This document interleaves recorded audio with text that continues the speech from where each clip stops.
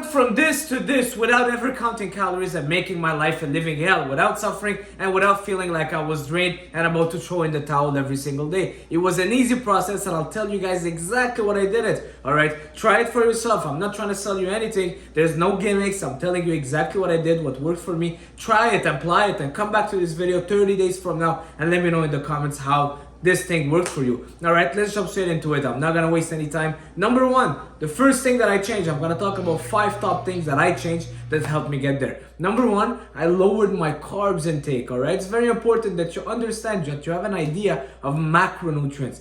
Carbs, protein, and fats, alright? When you eat a lot of carbs, yes, at the end of the day, it's calories in, calories out, but carbs are very easy to overeat. Rice, pasta, bread. I can get down a whole thing of bread, alright, in just a minute. I can eat so many rice and pasta as opposed to eating chicken breast or beef or fish. It's not as easy to get down, right? It's not as easy to overeat. And carbs are your body's main source of energy. If you overeat of them and you're not necessarily having a big workload, you're not really wasting that energy or using that energy, it's going to be stocked easier than proteins, for example.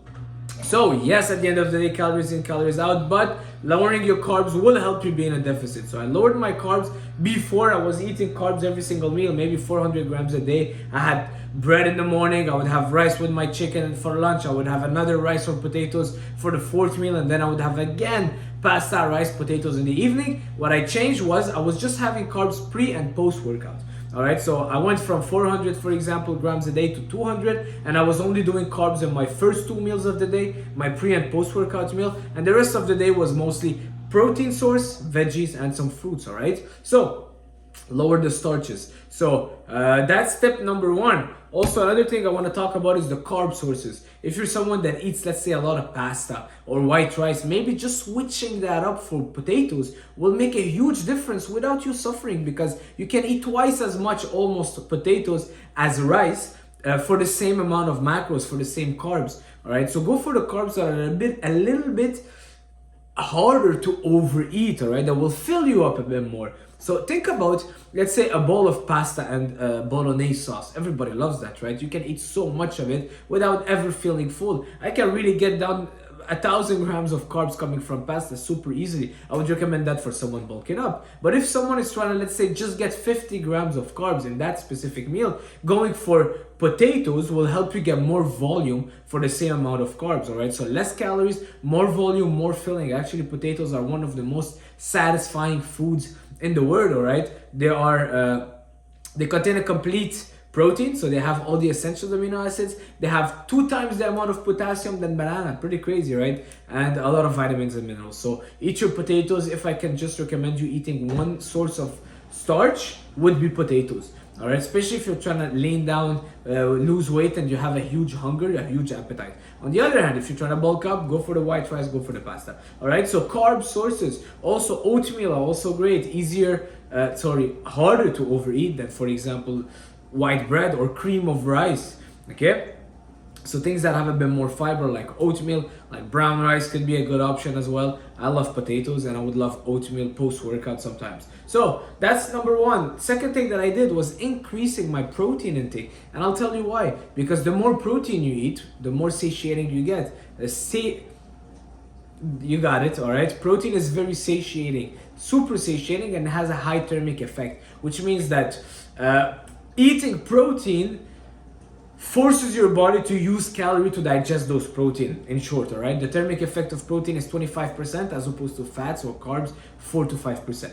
All right, so 25% of the calories you're consuming from protein are used to digest that protein. That's the first thing. Second thing, protein fills you up. Eating a chicken breast or 2 chicken breasts or 3 chicken breasts, you'll be so full as opposed to eating the same calories coming from white rice, right? Go eat 2 chicken breasts next meal, and trust me, you're gonna be laying on the couch, you'll be so full, as opposed to eating those 400 calories coming just from white rice. It's gonna go through you super easily. So increase that protein intake, and I'm really talking about lean protein, guys. It doesn't mean go for fried chicken or from fried fish or for what else. One day my client sent me ribs, yeah, and he's like, yeah, I'm eating my protein. No, bro, that's not ribs, that's fat. That's not protein, that's mostly fat. You want to go for the lean sources of protein. So that's number 2. Number 3, and I want to say for protein, there's no real limit, all right? you can't really like overdose on it if you're eating protein from real food sources. And you know what? They did a study. They fed a guy 5,000 calories of protein. That diet was a lot coming from shake, because you can imagine eating 5,000 calories from real food, you get full super fast, almost impossible. And the guy's maintenance was like 2,500, and guess what? He lost fat. He lost fat, built muscle in the process. Of course, he was strength training also.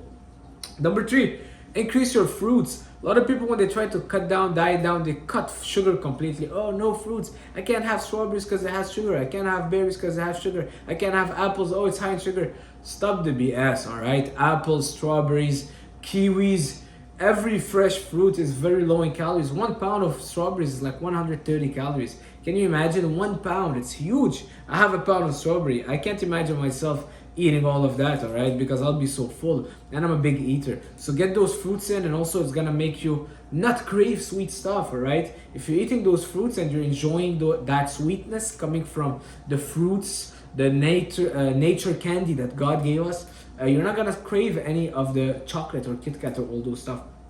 So increase your fruits. I'd much rather you eat more fruits than just eat some fruits. Eat some fruits. I'll tell people, eat fruits after every meal. It's gonna fill you up. It's gonna give you that dessert kind of feeling. Number 4 that I did was steps. I increased my steps, all right? I'm not saying do a lot of crazy cardio. Increase your steps. That's pretty much it. I went from doing maybe 6,000-7,000 steps a day that I didn't really count to 12,000-15,000 steps.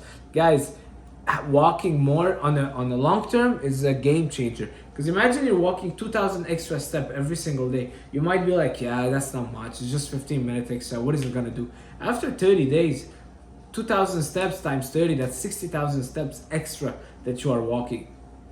I don't even know how much you're burning, but maybe 5,000-6,000 calories from those steps. All right, so you can imagine on the long term, you'll be small changes, big impacts on the long term. So get those steps in, and it doesn't have to be one shot. You can go for a 10-minute walk, come back home, walk a bit around the house, go walk your dog, go do your groceries, walk an extra line when you're doing your groceries, whatever it is. All right, number 5 is that you really need to be doing, and this is something I've always done, so it's not something I changed, but it's keeping weight training your priority. Lifting weight has to always be your main priority. Building muscle has to always be your main priority. Lifting heavy has to always be your main priority on the compound lifts.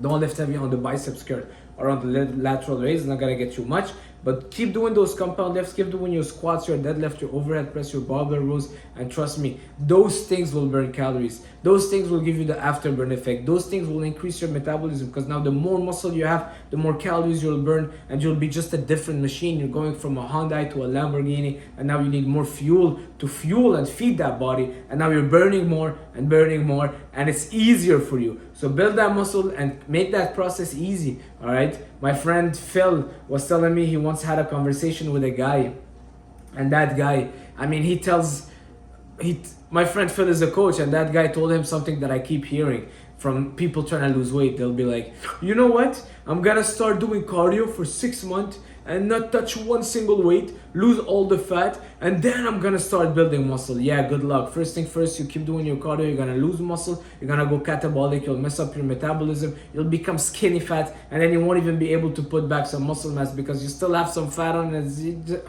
What are you doing? It doesn't even make sense. I don't even need to explain it. Stop going with this mentality. You want to lose fat, keep lifting weight, keep lifting heavy, get stronger, build some muscles. All right, number 6. I spoke about the food sources, so actually that's pretty much it. It's 5 things. The food sources is talking more about let's talk about it. Food sources. Instead of doing, let's say, a lot of extra lean ground beef, go for a lot of ground beef, go for extra lean ground beef. Instead of doing, let's say, chicken thighs, go for chicken breast. Instead of doing salmon, very fatty, or instead of doing tuna cans in oil, go for tuna cans in water. Instead of doing, let's say, 6 whole eggs a day, maybe do 4 whole eggs and 2 egg whites. Just telling you guys some things that you could change that doesn't make things so much harder. Go for steaks that are leaner. Go for the chicken breast. And a lot of people tell me, yeah, well, this is expensive. It's gonna add some money to my grocery bill. So what? You're investing in yourself. So what if you're spending an extra 50 or $100? And if anything, you're gonna save it from stop eating all the junk food and the cookies. And the people that tell me that is people that are wasting their money on diet Cokes and diet sodas and what else? What else do they waste money on? Let me think. Cereals. It's like $6 for 3 servings of cereals. Well, save that $6, and instead of getting the chicken wings at the grocery store because it's on special, go for the chicken breast. All right, you'll save somewhere, you'll spend a bit more somewhere else, but don't make it because it's more expensive. Don't make it your biggest excuse, because man, if you're in a Western country, unless you're like in a really third world country that is super broke, if you're in a Western country, I'm pretty sure you've got some money saved up, and you can.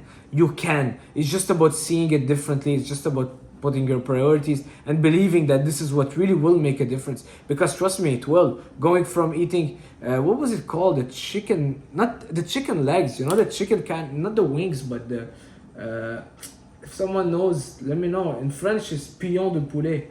The chicken, drumsticks. Yeah, drumsticks are so cheap. It's like $4 for a pound. Yeah, chicken breast is 12, 13, 14, maybe $15 for a pound.